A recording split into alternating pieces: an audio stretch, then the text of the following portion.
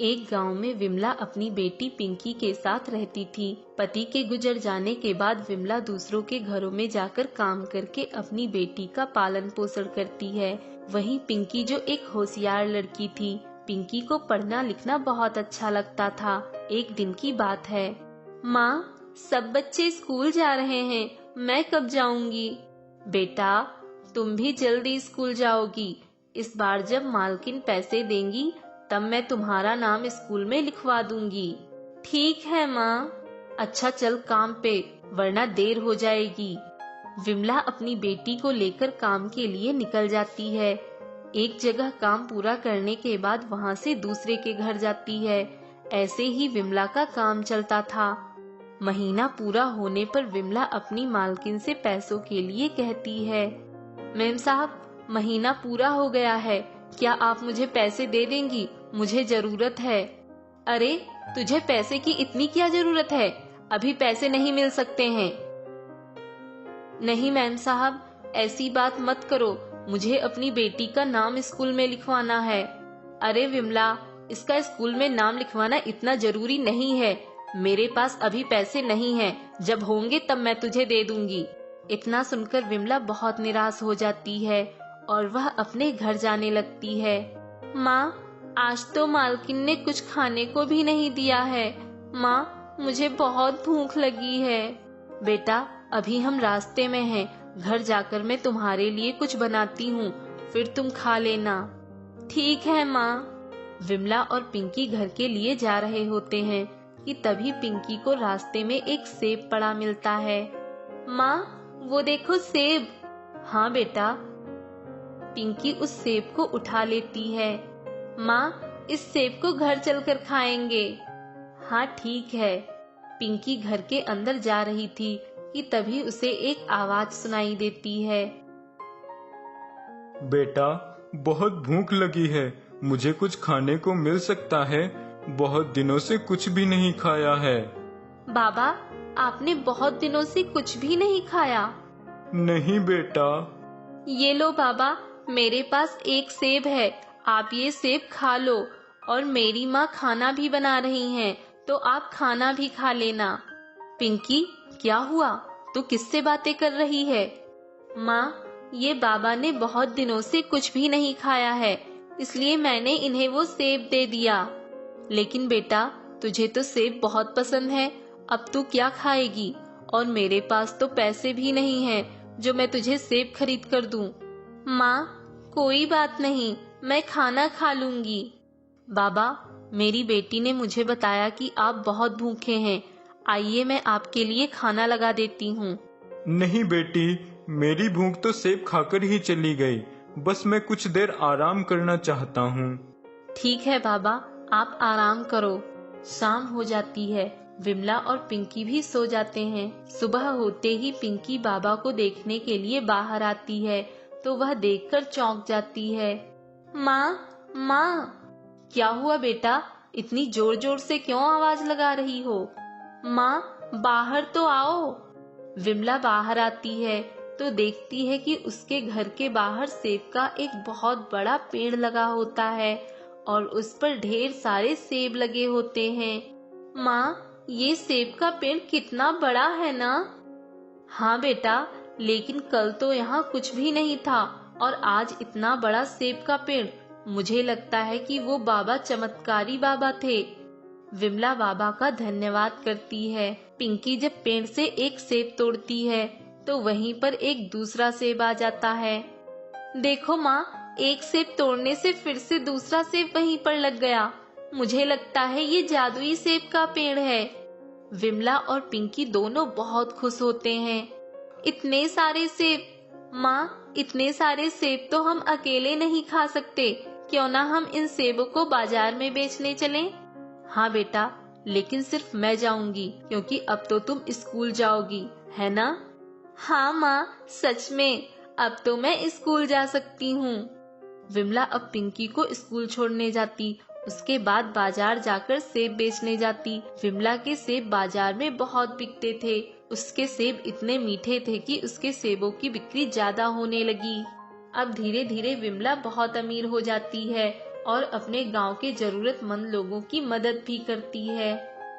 गांव की बाजार में रतन की दुकान थी, जहां वो सेब बेचता था। आइए आइए, ताजे ताजे अच्छे अच्छे सेब लीजिए। कैसे दिए सेब भाई? 80 रुपए किलो। सेब ताजे और अच्छे हैं भाई। हाँ हाँ, इसीलिए तो आपकी दुकान से ले रहा हूँ।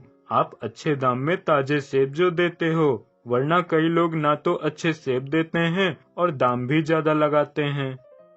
धन्यवाद भाई, आप निश्चिंत होकर मेरी दुकान से सेब लीजिए। मैं अपने ग्राहकों को अच्छे दाम में ताजे और अच्छे फल ही देता हूँ। शाम को रतन सेब बेचकर घर आता है। तभी रतन देखता है मालती अमन को खूब डांट लगा रही है। पापा पापा, देखो ना, माँ मुझे डांट लगा रही हैं। क्या हो गया? अब क्या कर दिया इसने? देखिए ना, ये मेरी जरा सी भी बात नहीं सुनता।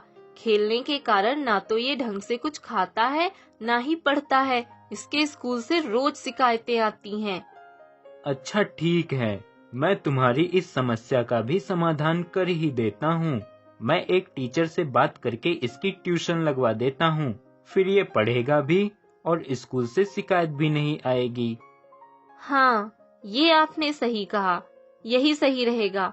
आप इसकी ट्यूशन ही लगवा दीजिए। अगले दिन रतन एक ट्यूशन टीचर से बात करता है। स्कूल की छुट्टी के बाद टीचर अमन को पढ़ाने उसके घर आता है। जी नमस्ते, मेरा नाम अरुण कुमार है। मैं एक टीचर हूँ। मुझे रतन जी ने अमन को ट्यूशन पढ़ाने के लिए बुलाया था। ओह अच्छा जी, नमस्ते। आइए, मैं अमन की माँ हूँ। बेटा अमन, ये तुम्हारे ट्यूशन टीचर हैं। नमस्ते करो सर से। नमस्ते सर। नमस्ते बेटा। अमन, अपनी किताबें लेकर आओ, फिर पढ़ाई करते हैं। टीचर अमन को पढ़ाता है। कुछ देर बाद रतन भी घर आ जाता है। अरुण जी, मेरे बेटे ने आपको ज्यादा परेशान तो नहीं किया? रतन जी, अमन थोड़ा शैतान जरूर है, पर समझदार है और बात को मानता भी है। आप चिंता ना करें, जल्द ही मैं इसे पढ़ने में भी होशियार बना दूंगा। तभी मालती आती है। अच्छा है अरुण सर, अब आप ही इसे संभालो, अगर ये आपकी बात मानता है। वरना मेरे सामने तो ये बहुत शैतानी करता है। लेकिन मालती जी, कल रविवार है। कल तो इसे आपको ही संभालना होगा। क्या? कल रविवार है? मतलब स्कूल की भी छुट्टी और ट्यूशन की भी? अरे, तब तो ये कल पूरा दिन मुझे तंग करने वाला है।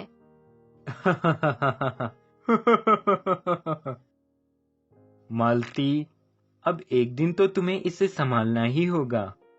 एक दिन में तो ये मुझे बहुत परेशान करके रख लेगा। आपको क्या, आप तो दुकान चले जाते हो। अच्छा ठीक है, कल मैं इसे भी अपने साथ दुकान ले जाऊंगा। अब ठीक है? ये कल मैं पापा के साथ दुकान जाऊंगा, मजा आएगा। ये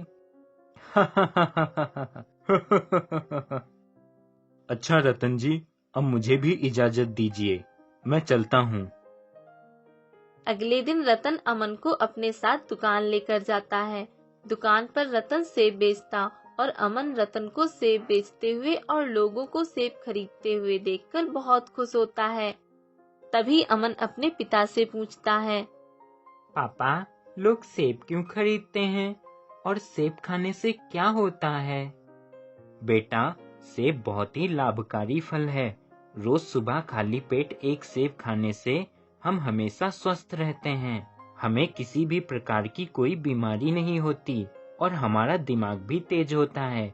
जैसे तुम पढ़ाई करते हो तो तुम्हें इसे जरूर खाना चाहिए।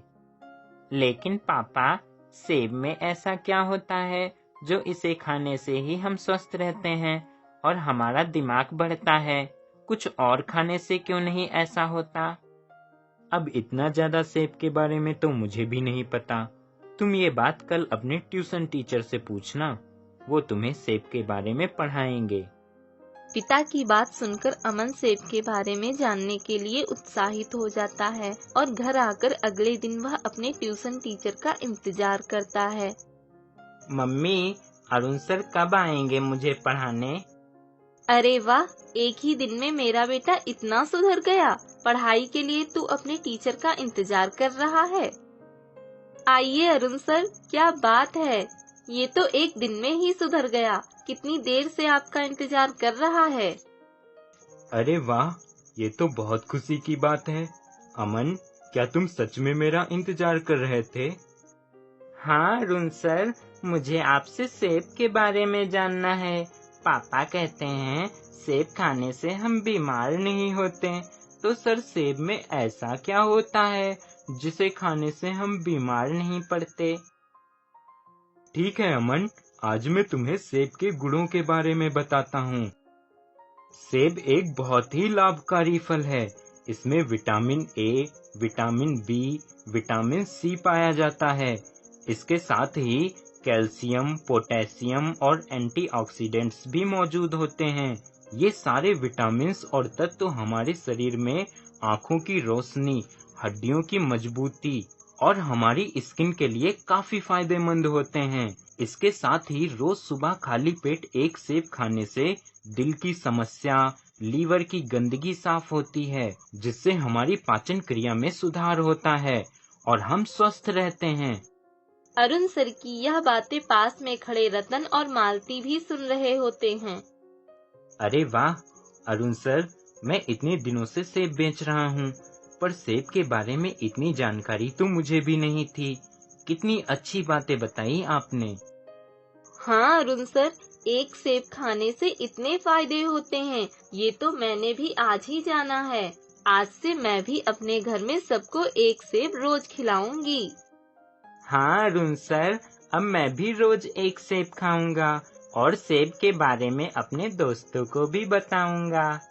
हाँ बिल्कुल, ये जानकारी तो सभी को होनी चाहिए। जितने ज्यादा लोग सेब के बारे में जानेंगे, उतना ही लोग स्वस्थ रहेंगे। तभी मालती झट से एक थैले में कुछ सेब लाकर अरुण सर को देती है। अरुण सर, ये लीजिए, हमारी तरफ से आपको एक छोटी सी भेंट। आपको भी रोज एक सेब खाना है। अरुण सर सेब लेकर बहुत खुश होते हैं। अगले दिन रतन मालती से कहता है, मालती, दुकान में सेब कम पड़ गए हैं, तो आज मैं मंडी जाकर और सेब ले आता हूँ, फिर दुकान पे जाऊंगा।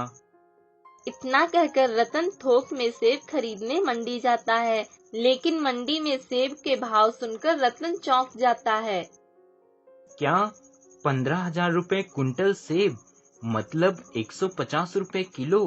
भाई, अगर थोक का भाव ही इतना अधिक होगा तो दुकानदार कितने में बेचेगा? रतन भाई, अब हम इसमें क्या कर सकते हैं, जब सेब इतना महंगा ही है। बाजार में आजकल सेब 180 रुपए किलो बिक रहा है। आप भी इसी भाव में ही बेचो रतन भाई। अचानक सेब का भाव इतना बढ़ जाएगा, मुझे इस बात का पता नहीं था, इसलिए मैं इतने पैसे लेकर नहीं आया। मैं कल आता हूँ। ये कहकर रतन वापस घर आ जाता है। क्या हुआ, आप तो खाली हाथ आ गए?